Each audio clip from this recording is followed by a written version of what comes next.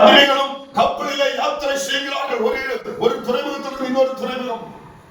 பிரயாணப்படும் போதே பவுல் சொல்றாரு, ஸ்தோத்திரம், பவுல் சொல்றாரு, அதிபதியும் சொல்றாங்க, அடிமையும் சொல்றாங்க, ஐயோ கால சூழ்நிலைகளை நமக்கு சாதகமா இல்ல, கிளைமேட்டும் சாதகமா இல்ல, போனா கப்பல் விதத்துக்குள் ஆகும், எல்லாரும் மரிப்பார்கள் என்று சொல்றாங்க.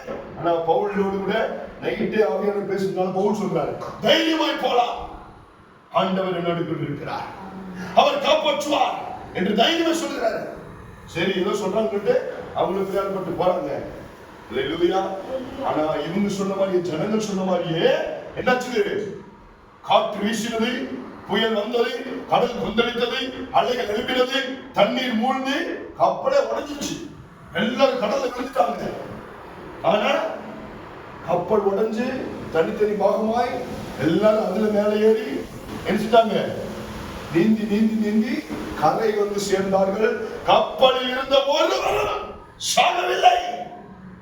அப்போஸ்தலன் பவுல் சொன்னது போல நெருக்கத்தின் காலத்திலே கர்த்தர் அந்த அப்போஸ்தலன் பவுல் சொன்ன வார்த்தை பிரகாரமாக ஒருவரும் சாவதில்லை என்று ஆவியானவர் சொன்ன வார்த்தைகளை பவுல் சொன்ன பிரகாரமாகவே கப்பலில் இருந்த ஒருவரும் சாகவில்லை. எல்லாருக்கும் தேவனே அங்கே தஞ்சமாயிருந்தார். அல்லேலூயா, அல்லேலூயா.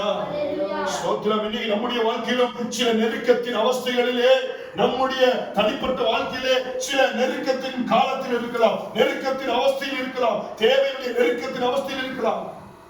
கடன் பிரச்சனை என்கிற நெருக்கம், சோர்வு என்கிற நெருக்கம், கவலை என்கிற நெருக்கம், துன்பம் என்கிற நெருக்கம், பிரதிகூலம் என்கிற நெருக்கம், உபத்திரவம் என்கிற நெருக்கம், பாடுகள் என்கிற நெருக்கம், சண்டை, பிரச்சனைகள், போராட்டங்கள், நிந்தைகள், அவமானங்கள் எல்லாம் நெருக்கம் காலமாய் நம்மை சூழ்ந்து வருகிறது. நம்மை தகர்க்க, நம்முடைய ஆவிக்குரிய வாழ்க்கையை தகர்க்க, ஜெபம் பண்ண விடாதபடி, வேலை வாசிக்க விடாதபடி, ஆண்டவரோடு கூட ஐக்கியம் கொள்ள விடாதபடி, உறவாட விடாதபடி சில நெருக்கத்தின் காலம் நம்மை சூழ்ந்து வரலாம். சோர்வுக்குள் ஆக்கலாம், திருவிருந்து எடுக்க விடாம வைக்கலாம், ஆராதிக்க விடாம நெருக்கத்தின் காலம் வரலாம், வசனத்தை கேட்க விடாமல் நெருக்கத்தின் காலம் வரலாம். ஆனால் ஆவியானவரை நம்பி இருந்தா, ஆண்டவரை துணையா இருந்தா, அவரே நமக்கு தஞ்சமாய் இருக்கிறவராய் இருக்கிறார். அல்லேலூயா. இஸ்ரவேல் ஜனங்கள் 430 வருஷம் எகிப்திலே அடிமைத்தனமாய் இருந்தார்கள். அவருடைய கூக்குரலை கேட்டு அந்த நெருக்கத்தின் காலத்திலே ஸ்தோத்திரம், சொர்க்கம் அவருடைய கூக்குரலை கேட்டது. அவருடைய ஸ்தோத்திரம் கூப்பிடுதல் சத்தம் சொர்க்கத்திலே எட்டினது. ஆண்டவர் தீர்மானித்தார் அவர்களை விடுவிக்க, அந்த நெருக்கத்தின் காலத்திலிருந்து அவர்களை விடுவிக்க மோசேயை அனுப்பினார்.